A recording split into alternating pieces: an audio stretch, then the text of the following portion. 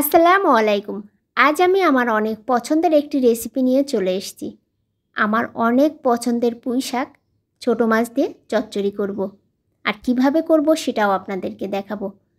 পুঁই শাক আমি ভীষণ পছন্দ করি। একটা গল্প পড়েছিলাম, পুঁই মাচা। খেন্তিক ভীষণ পছন্দ করতো পুঁই শাক, একদম পাগলের মতো।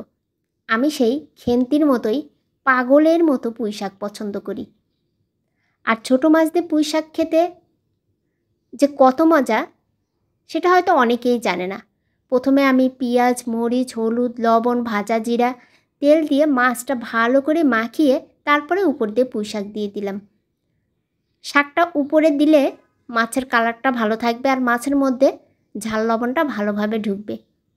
আর যদি শাক দিয়ে মাছ একবারে হাতে ভালো করে মেখে নিই তাহলে কিন্তু মাছের কালারটা একদম ফ্যাকাশে থাকবে, সাদা সাদা ভালো লাগবে না দেখতে।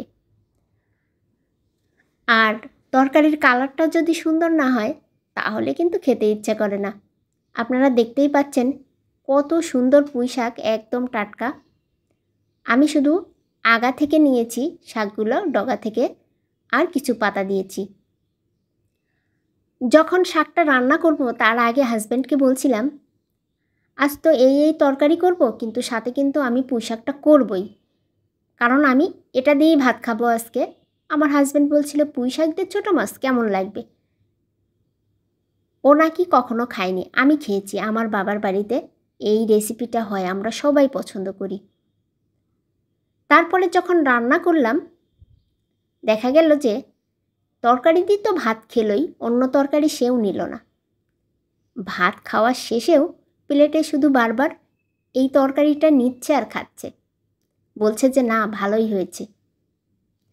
এই যে শাকটা হালকা করে নেড়ে চেড়ে দিচ্ছি উপর থেকেই, আমি কিন্তু উল্টে পাল্টে দেইনি, উল্টে পাল্টে দিলাম একদম শেষের দিকে যেয়ে। আর শাকটা যখন কমে গেল তখন কিন্তু আর ঢাকনা দিয়ে ঢেকে দেয়নি, যখনই শাকটা কমে গেছে তখনই ঢাকনাটা তুলে দিয়েছি। না হলে শাকের কালারটা ভালো থাকে না, সবুজ সবুজ একটা কালার থাকে, সেটা চলে যায়। সেজন্য ঢাকনাটা পরবর্তীতে আর দেইনি। দেখতেই পাচ্ছেন কি সুন্দর দেখতে হয়েছে, আর খেতে খেতে অনেক মজা হয়েছে। আমি সেই খেন্তির যেভাবে পুঁই শাক খায় ঠিক সেভাবেই মজা করে খেয়েছি। খেন্তির মতোই আমি পুঁই শাক ভীষণ পছন্দ করি। আর ছোটো মাছ তো আমার ভীষণ পছন্দ। আশা করছি সবারই অনেক ভালো লাগলো। আর ভালো লাগলে এভাবে একবার পুঁই শাক খেয়ে দেখবেন, অনেক মজা খেতে।